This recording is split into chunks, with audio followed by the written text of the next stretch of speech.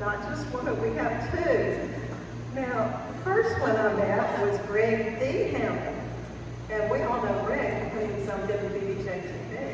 And he then was working at Southside, the media teacher. And that's when I met him, because Southside was having their first Veterans Day program. And Greg and I and all the different departments worked on that Veterans program, and it was wonderful. And I really appreciated Greg's help every time we did that. And now he's been promoted, and he works for the Jackson-Madison County School System at the Board of Education. So I asked him if he would participate in Bemis Heritage Day this past May, if he would portray his great-grandfather who worked for the Bemis company. And he said, well, his dad, Greg M. Hammond, would like to do that. So we had Greg M. Hammond here in May, and he was wonderful. But we were so busy that day that he didn't get to talk very long. And he likes to talk. He's a preacher, and so I hope you brought your lunch tonight because he may talk a lot. Because he only got about 8 to 10 minutes that day, and I told him he can have as much time as he wanted tonight. So, come on, we're glad to have you here.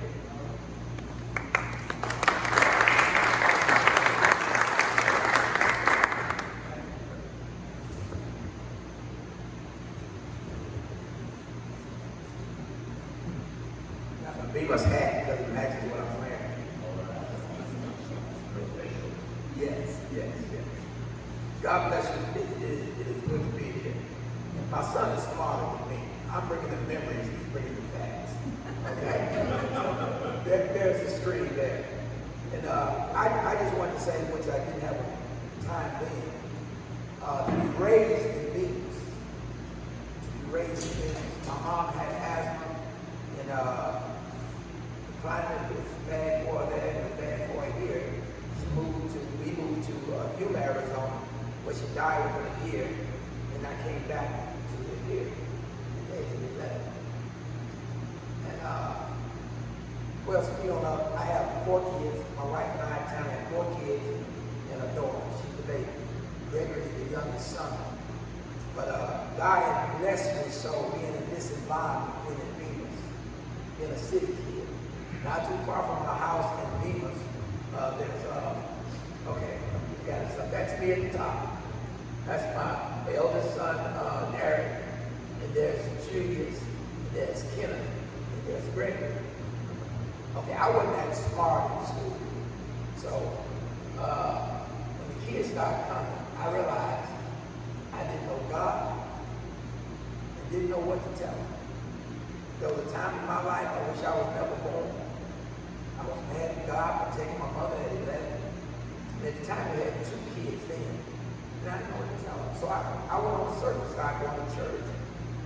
I didn't get it there, so I picked up a book, the Bible. I didn't get it there, so I just started crying. But I kept going back to the Bible. Then I started getting understanding. I got bored. I became a preacher. But God blessed me to have these boys. And the oldest one, Derek, they all went to Southside. And that's it, Bemis. And Derek was a mathematician. I brought all the little boys, little books, I forgot what you call them, where Mississippi might be diagonally, or, you had to find Mississippi with all the words. Well, I brought it. But Tyrone wanted a math book. I didn't know nothing about math. I can't join in with him.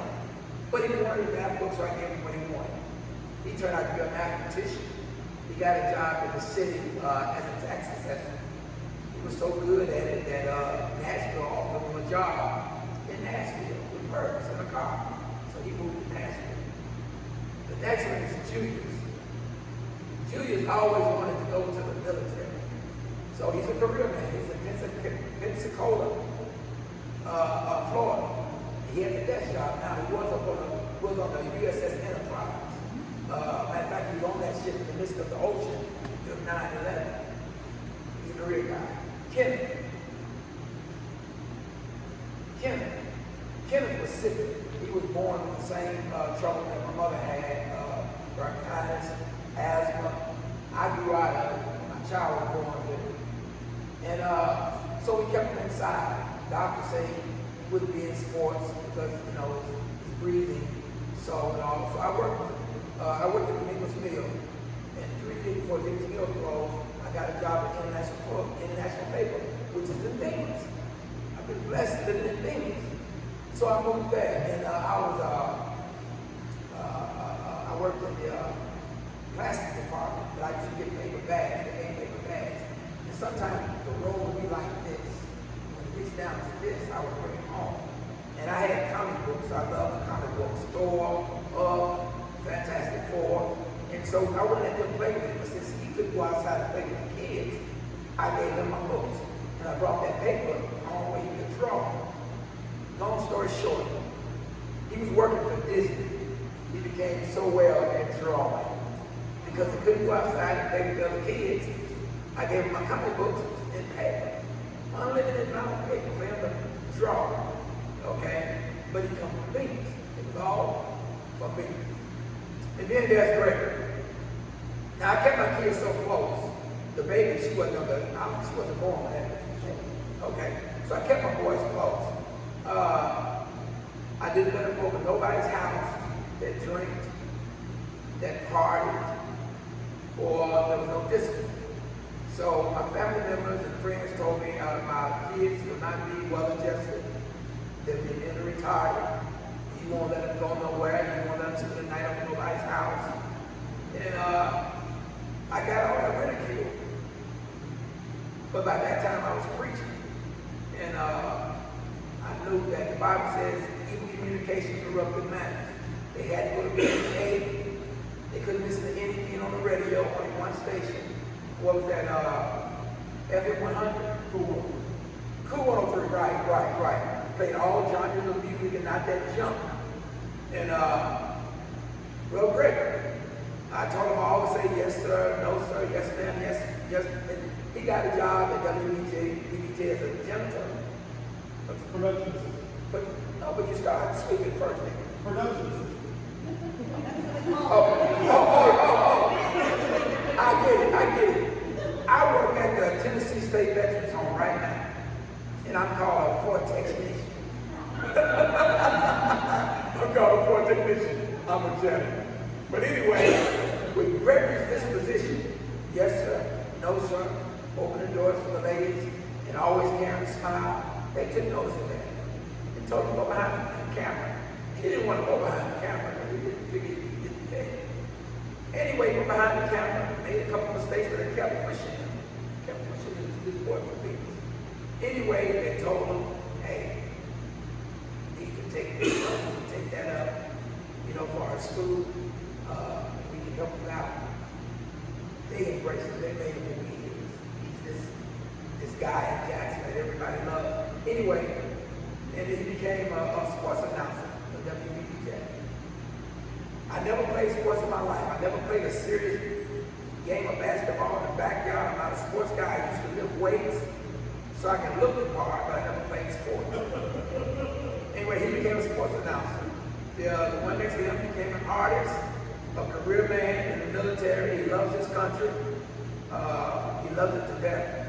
And Tyrone, he's grown in Nashville. I don't know what his position is now. But anyway, I just want to tell how I was blessed to be raised in Bemis, around good people. Good people help me. And I see a lot of good people in the nursing home of Bemis, because I work in Texas State Nursing Home, and so many veterans. This right here is the cemetery. On the left-hand side is where we live. It's behind the cemetery. Okay? It's a white cemetery in a black community. I believe they built a community around the cemetery because the cemetery was there first. And we lived behind it. We lived in a house behind it. And right in back of it, we took a picture. Okay, but anyway, in back of it, Mr. Richard Butler. Anybody know Mr. Richard Butler? Yes. An old black guy, and he knew Mr. What's the name of the school? J.B. Young. He knew Mr. J.B. Young. Okay. And I'm going to give Gregory the mic for a minute, but I got 2 beer stories. Okay? First beer story had to do with Greg. Greg was 6 years old, and and he was watching television, he was watching sports. And you know, Sports McKenzie and all these little cartoon characters promoting beer. And he got up one day and came in and said, "Dad, how come you don't drink beer?" I said, "Well, I used to drink beer, but somebody told me if you drink too much, you beat your wife and kids." He looked at me, sit down, never had a conversation with me.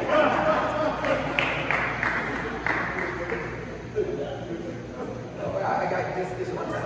And then Mr. Richard Butler, the old guy, I just love the guy. When I never had a father in my life, so I started listening to older people.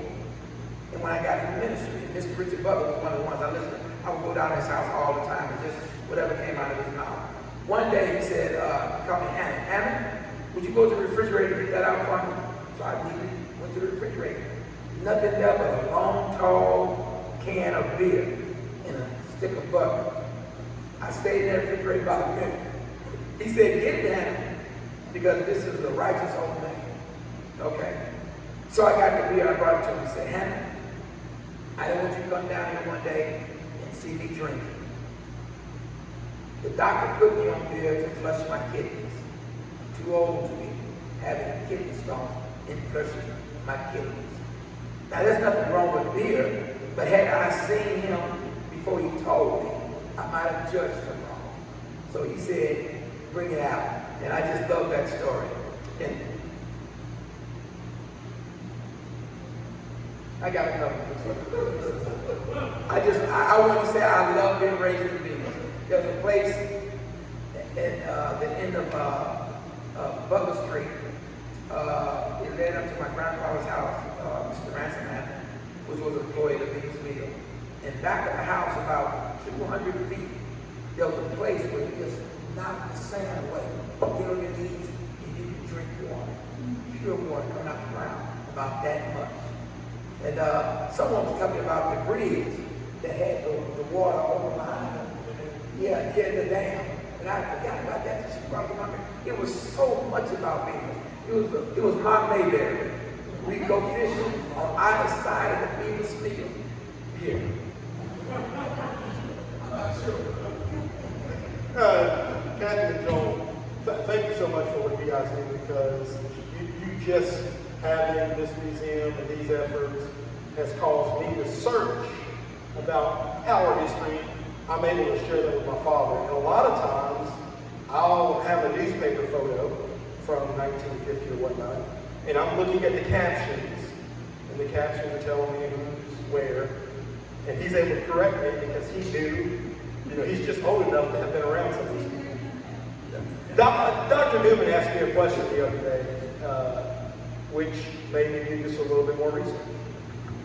Just the idea that, and what my dad was pointing out, the Bemis Cemetery is actually, today on the black side of town. So while the white cemetery is on the black side of town, especially thinking about the way things work. And how do you make that make sense? Well, just doing a little bit of research and realizing that before Jackson bought this property for the Bemis Mill, it was a plantation. Yeah.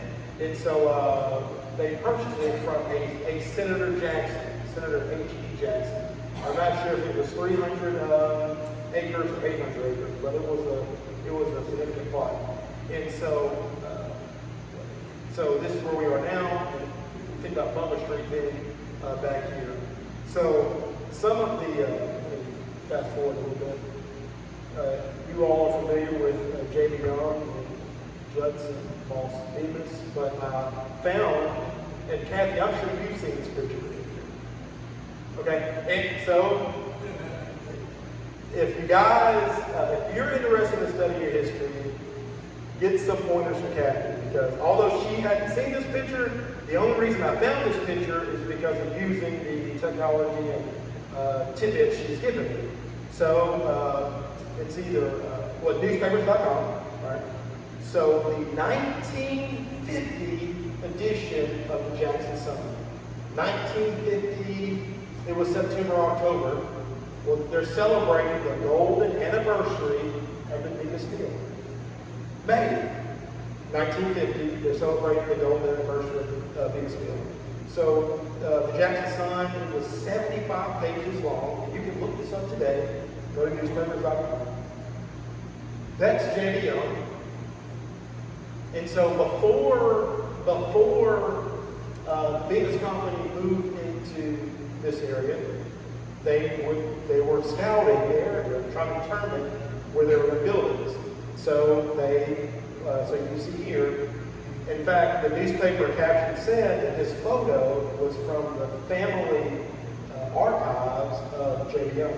So his daughter was in this photo. And so you see there this African American male who, for best we can determine, was likely RU. And so so this is a cool story, okay? And this is from, again, May 1950 of the Jackson Sun.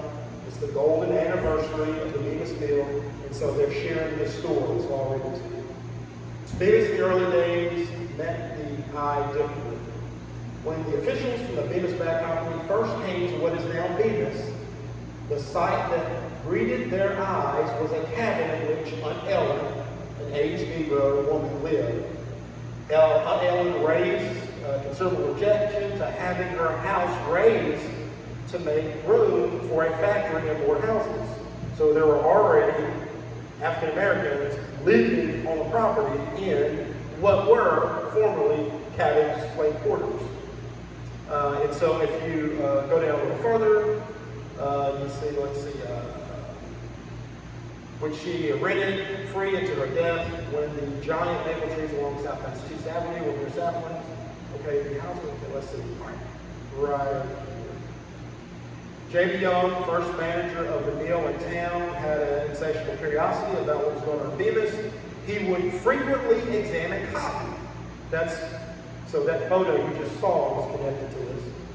Let's see. Let's go down here. Let's see. Several years ago, the old pictures show how these old pictures show how Bemis greeted J.B. Young Bemis.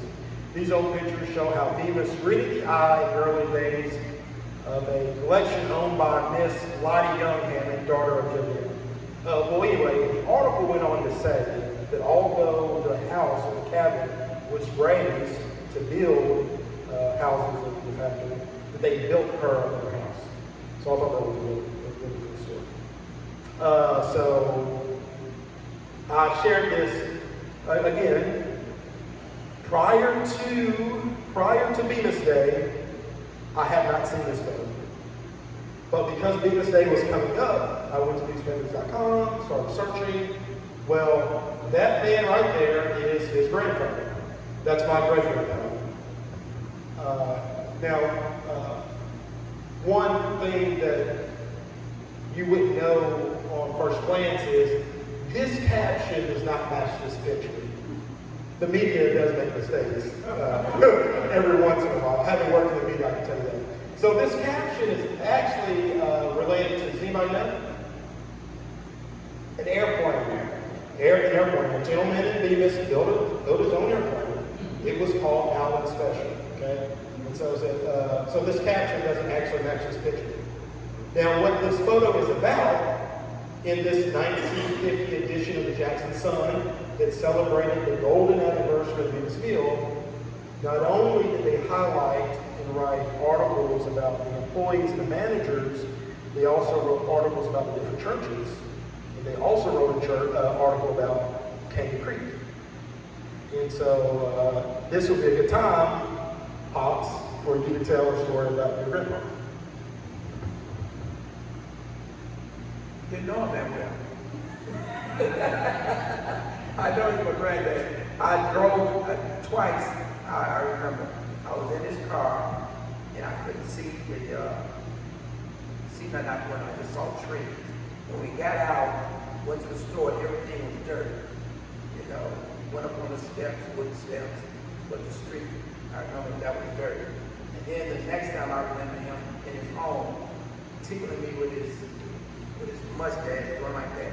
He just came back to Chicago. And I remember his death. mom, she took the call, and she fell to the floor, and someone else had to take the call. And she realized we realized that was her father that died, you know. But I heard good things about my dad, and, you know, they say he was long-winded, so. And I started going bald at 19, so I blame him for that. We do blame them for that. Something that is common for African Americans in the South is, and if you know African American, chances are they have family either in Chicago or Wisconsin, because during the 40s, 50s, and 60s, many African Americans moved further north for greater opportunity. Ransom's son, his brother, uncle, he's still alive. James, yes, Uncle James, who is in his upper 80s now, explaining moving to Chicago to me. It wasn't that there wasn't segregation or things of that nature, but he said you can speak up for yourself. And so that was one of the reasons why many in that generation moved to Chicago. But in the example of my father and his mother, many also moved back. So, Daddy, give your memories of Cane Creek. And before you do that, let me say, so with Cane Creek and both West Bemis, I'll be 42 this year. So my generation just sees those buildings as churches. We didn't know that at one time they were schools. Neither of us are necessarily old enough to have gone to school there, but just your memory from either Cane Creek Church or West Bemis, and then we'll dip back into the history. Well, when I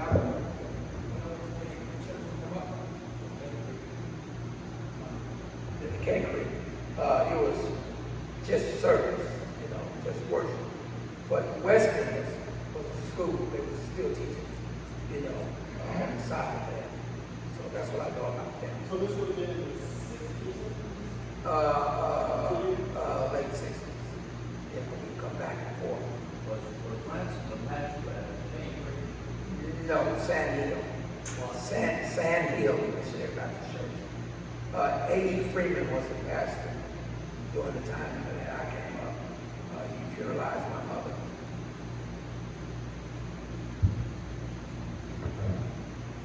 So also in this same edition of the Jackson Sun, it talked about the different schools of Bemis. So it talked about Cane Creek. So the Cane Creek that we attended was a newer building than is described in this article. But it was interesting to read about the original Cane Creek, or actually, I guess, the original school for blacks in this side of Madison County. One of them would have been Cane Creek.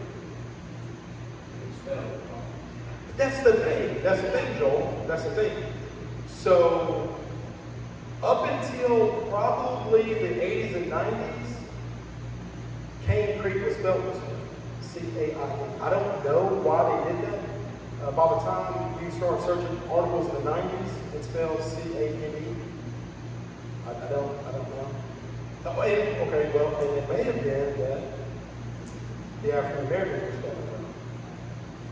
So, hold on. So, Joel, in your memory, it's C-A-N-E in your memory? Yeah. That's what it was. Okay. This crop was in one back. Yeah. Well, the back from that game. Huh? So, Dr. Newman, there's something for you to investigate. Cane Creek and Cane Creek. Okay, so, oh, yeah, it's Kathy, there it is, see, May 1950. All right. And so again, well, this was the photo from the newspaper, but searching some more information on the internet, I was able to find this cleaner version. Right, so these African Americans have been at Bemis Mill for 20 years, and Ransom Hammond, fun fact, moved from Fayette County in 1919 to come to Bemis. I I recognize Mr. Jimmy Sanders right there. Anybody know anybody's barbecue? Yes. Known for that. Okay, so that was before my time, so does anybody want to share what they remember about Sandlin's barbecue? Good barbecue.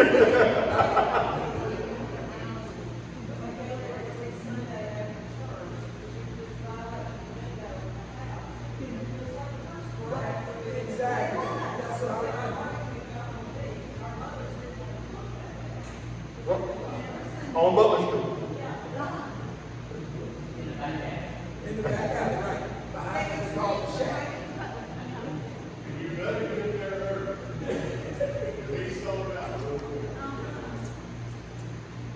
So Jimmy Sandlin, and here is Ransom Hammond.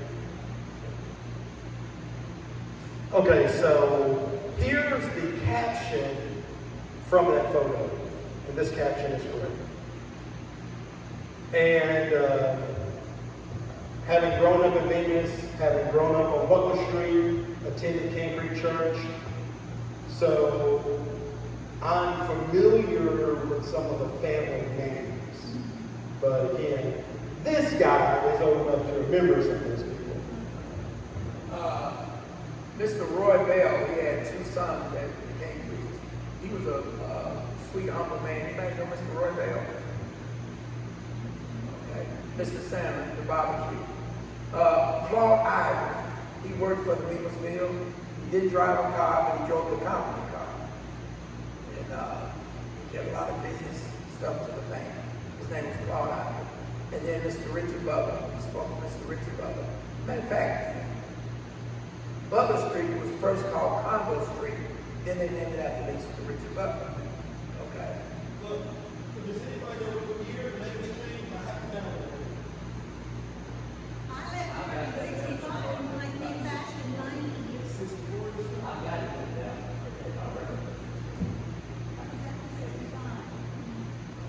You think it's It 65? was after 65, that's when I left here. And it was, Still gonna go there.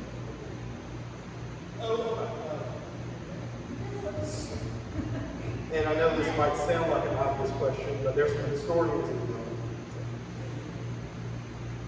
There are a lot of nations and cities in Africa.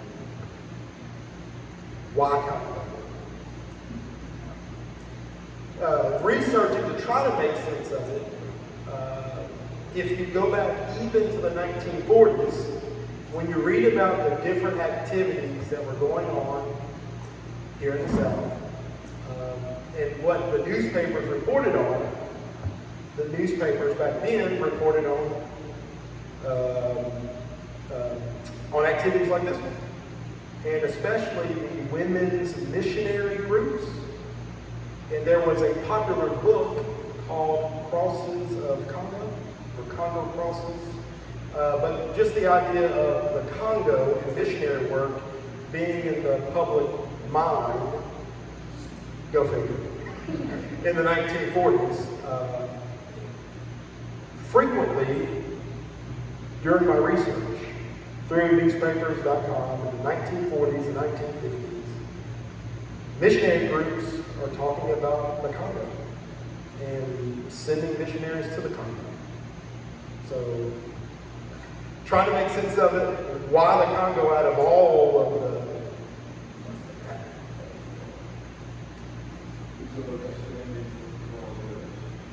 Yeah, but specifically there was missionary work to the Congo by Southern churches. Yeah, lots of churches. Which,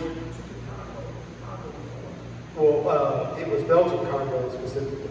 I just thought that was pretty ironic.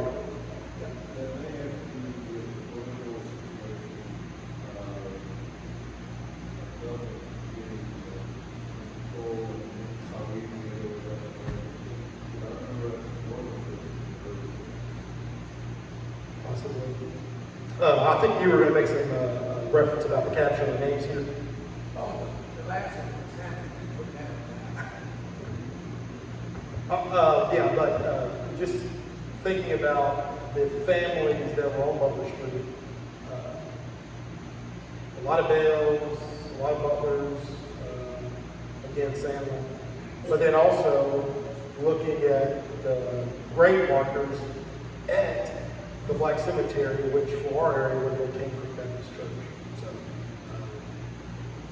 a lot of those names and families are families. Yes, I remember quite a few of those names. Mr. George Swank, he lived on King Creek Road. Lee Spencer, I remember that name. Henry Weber. Jimmy Salmon. That's about it. Let me give one of my family stories. Yes, he was. He was a Mason. Yes, he was. Yeah, I used to sit down and talk to him. Like I said, I was a young man and I was empty of anything that a father would give a son. And I just started listening to old men going. They left their children the cars and the houses, but they left me the knowledge. I would go over there, why you want to talk with Daddy? I just wanted to listen. And I learned. I got a story. Anyway, when we lived behind the cemetery, and I was trying to find out, about life and how to raise my kids, and I was told I was holding them too tight, I wouldn't go nowhere, they wouldn't be well adjusted. One day, the four boys were playing in the living room, and they knocked over a box. They broke the box. And I promised them, when I get home from work, I'm whooping all four of them.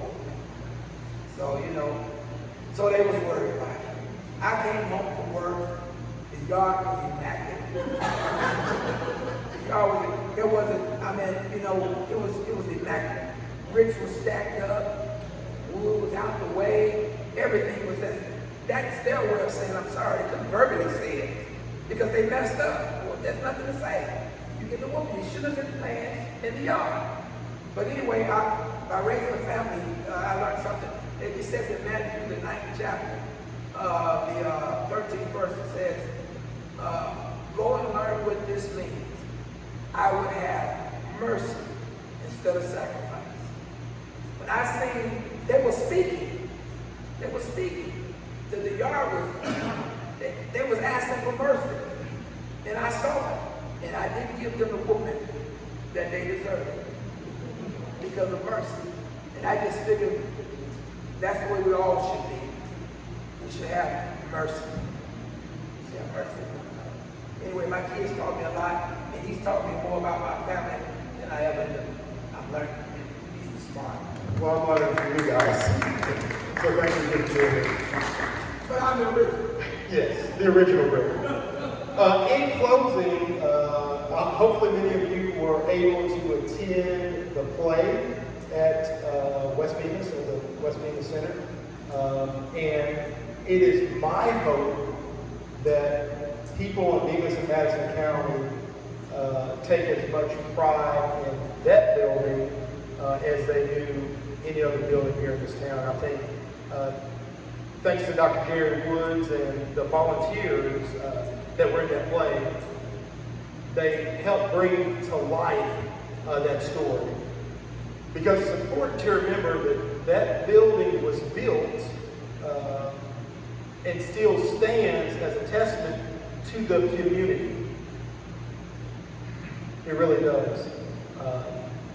And it was the answered prayers of that generation, and it still stands. So when you think about significant Americans like Julius Rosenwald, who people who are familiar with American history will know, no matter what part of American travel, between his efforts, the efforts of Booker T. Washington, and the local efforts of the people here in Bemis helped building that school.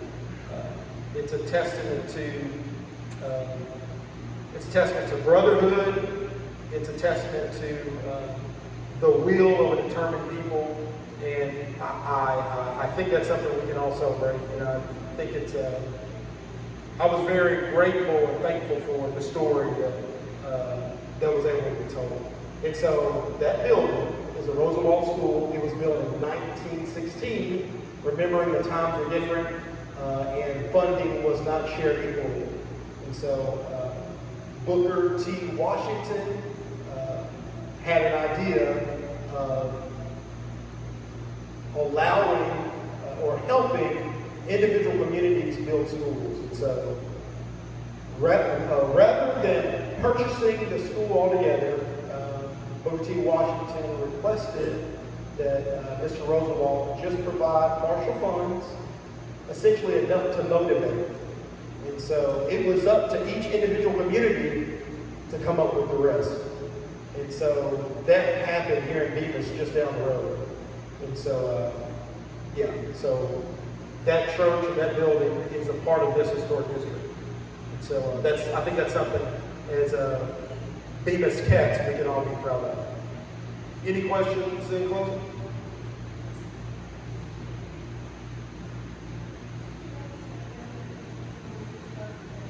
Are you?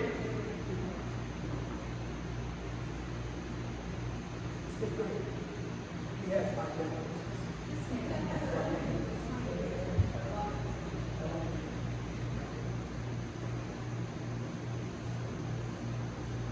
Dr. Newman, any questions?